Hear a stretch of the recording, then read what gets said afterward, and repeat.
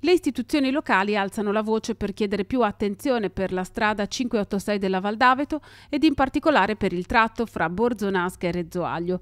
La parte più dissestata, secondo Città Metropolitana, è quella compresa fra Temossi a Borzonasca e Brignole a Rezzoaglio ed in particolare per il comune della Val d'Aveto la zona più compromessa è quella fra Molini e Cabanne. Le condizioni della 586 sono vergognose, direi il termine appropriato, da oltre un anno.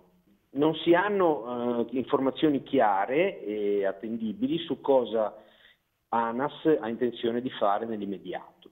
Hanno assicurato qui ai primi di maggio che cominciano i lavori di asfaltatura, ma è veramente una questione urgente, insomma, basta percorrerla per rendersi conto della situazione. Insomma. Quindi veramente speriamo che sia la volta buona. Ecco. Il passaggio di competenza su circa 300 km di strade liguri ad ANAS è del 1° agosto dello scorso anno, ma di certo la strada eredita un lungo periodo di manutenzioni ordinarie mancate.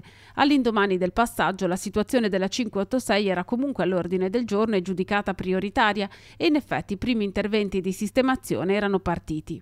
A novembre avevano interrotto gli interventi di ripavimentazione dicendo che la temperatura era troppo bassa, che avrebbero riniziato non appena le condizioni meteo avrebbero permesso e quindi all'inizio della primavera, con un intervento che sarebbe stato di circa 200.000 euro per il ripristino della pavimentazione dei tratti più brutti.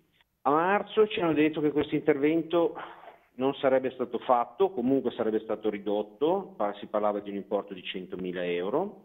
Ieri mi hanno comunicato che non verrà fatto in Val d'Aveto questo intervento, verrà fatto a Carasco e per la Val d'Aveto manderanno su un camion d'asfalto per tappare le buche. Ora per i sindaci un intervento complessivo il più possibile risolutivo non si può più rimandare, anche in vista dei ponti primaverili fra Pasqua e il 1° maggio che di solito portano molti turisti in queste zone. Il sabato e domenica proprio colonne di moto che percorrono la strada, di macchine che vengono a Piacenza, oltre ovviamente a salire verso le stazioni di villeggiatura, è frequentata, via. Quindi ha urgenza di essere messa in sicurezza perché qualcuno potrebbe farsi veramente male. Ecco.